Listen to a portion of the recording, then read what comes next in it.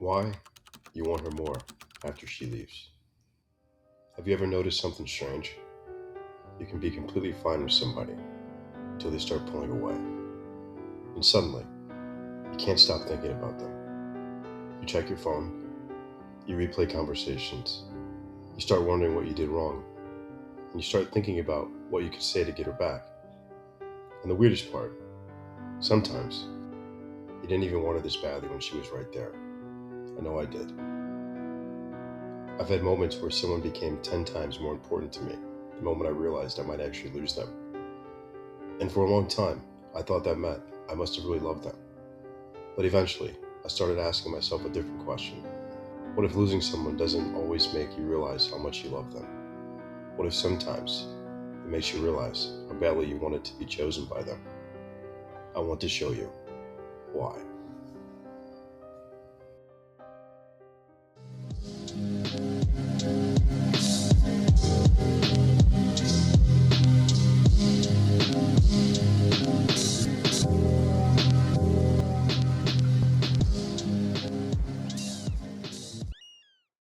There's something about uncertainty that can completely mess with your head. When someone is consistent with you, there's nothing to figure out. You know where you stand. You know they like you. You know they're there. But when that changes, your brain suddenly has a mystery to solve. And now you're not just thinking about her. You're thinking about why she's pulling away. Did I say something? Did I move too fast? Is there somebody else? Should I text her? And then you do the thing every guy swears he isn't going to do. You start analyzing a 3-word text message like you're decoding the fucking Zodiac killer. Okay, what does okay mean? And suddenly, you're spending more mental energy on one person than you were when everything was actually going well. And I think this is where we need to be honest about something. Sometimes, when someone pulls away, we don't actually become more attracted to them. We become more desperate for an answer. We want to know why. We want to know what changed.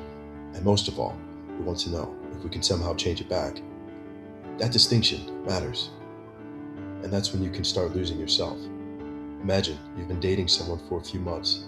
You start getting comfortable. You know where you're going to see her. You know what she's going to order. You have inside jokes. You start building little routines together. Nothing's perfect, but it's real. And without even realizing it, you start imagining where this could go. Maybe after another few months, maybe a year, maybe traveling together, maybe meeting each other's families, maybe eventually living together. Maybe you never even said those things out loud, but you saw them, you felt them, and started living inside that possibility. And then, something changes. Her texts become shorter, plans start getting canceled, conversations don't feel the same, and eventually, she tells you, I don't think this is working anymore. And that's the moment everything changes. Because now, you're not just losing a woman, you're losing the future you had already started imagining with her. And as I've said before, I think this is one of the hardest parts about losing somebody. You lose the version of your future you had already pictured, and that's painful, because that future felt real. You had already mentally lived parts of it. You could see yourself doing things together. You could picture holidays, trips, lazy Sundays, the little things, and suddenly, none of it's happening. And your mind doesn't know what to do with that. So it starts looking backward. It starts looking for a way to fix what happened. And this is where a breakup can turn into something much darker. Because now, you're not just grieving, you're negotiating. What can I say? What can I change? What if I give her space? What if I show her I've changed? What if I just get one more conversation? And before you know it, you're spending your entire day trying to solve a relationship that the other person has already walked away from. You text, no response. You text again, nothing. You write the long message, delete it. Write another one, send it. Then you stare at your phone, and when she doesn't respond, you check her social media. And now you're trying to figure out who she's with, what she's doing, whether she's happier without you. And you're creating entire stories in your head from things you don't even know are true. Recently, I've actually become kind of fascinated with Freud. Not because I think everything he ever said was right, and definitely not because I'm suddenly trying to become a psychologist, but because he spent a lot of time trying to understand something that I think all of us have experienced. Why do we sometimes repeat things that hurt us?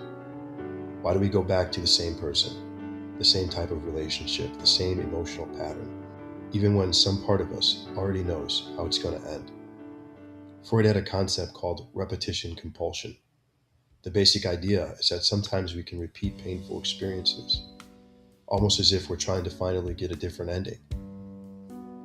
And I don't think you need to agree with Freud on everything to recognize how powerful that idea is. Because think about your own relationships. Have you ever found yourself chasing something that you already knew wasn't good for you? Have you ever thought, this time, it's going to be different? And then somehow, you're right back where you started. Maybe we're not always chasing the person. Maybe we're chasing the ending we wish we had gotten the first time.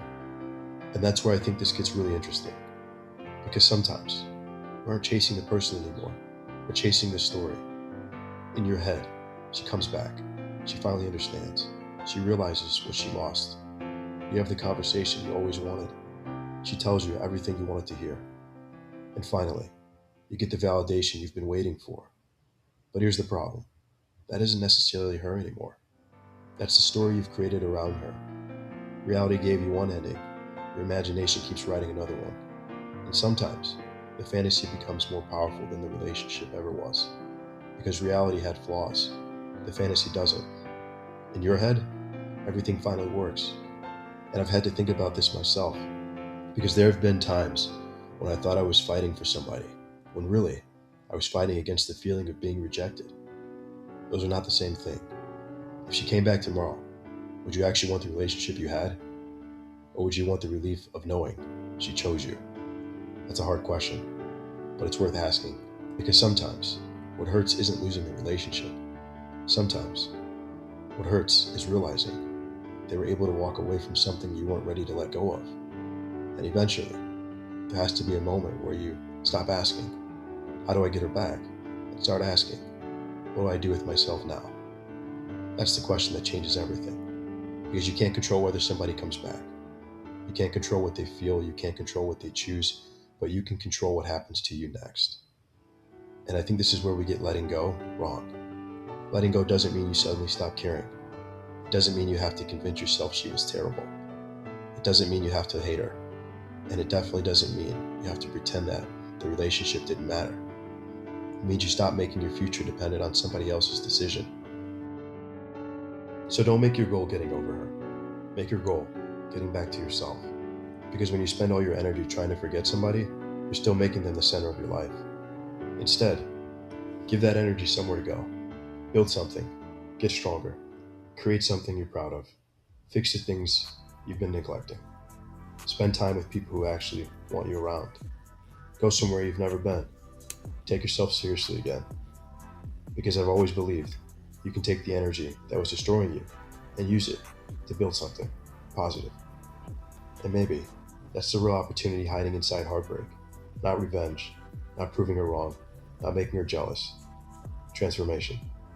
And this is the part I really want you to hear. Don't make your goal becoming someone who doesn't care about her anymore. Because maybe you will care for a while. That's okay. Of course it hurts when they're gone, but you don't have to spend the rest of your life standing at the door of a relationship that's already ended, waiting for somebody else to open it. At some point, you have to turn around and start looking for what's waiting for you outside of that room. Maybe one day you'll realize you haven't thought about her all day. Then maybe a week. Then maybe a month actually goes by. And eventually, you realize you're not counting anymore. Not because you forced yourself to forget it. Because your life got bigger. Your world got bigger. You started building things that had nothing to do with her. You met people. You created memories. You became stronger. You found things that made you excited to wake up again. And eventually, the thing you thought would destroy you became a chapter. And I think that's the part I want us to remember. You don't have to erase the past.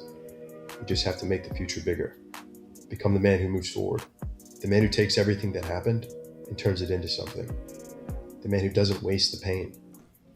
The man who doesn't spend years trying to prove that someone had made a mistake by leaving him. Build a life so full of meaning, success, love, friendship, purpose, and happiness that one day you look back and almost forget why you were so desperate to go backward. Not because it didn't matter, because you became too busy living to keep reliving it. And that's when you realize something. She wasn't the end of your story. She was the moment you finally started writing a better one. She can be part of your story, without being the reason you stop writing it. If you enjoyed this video, be sure to like the video and subscribe to The Gentleman's Project for more honest conversations about dating, confidence, and becoming the best version of yourself. Let me ask you this. Which sign do you think men ignore the most? Leave your thoughts in the comments, and I'll see you in the next video.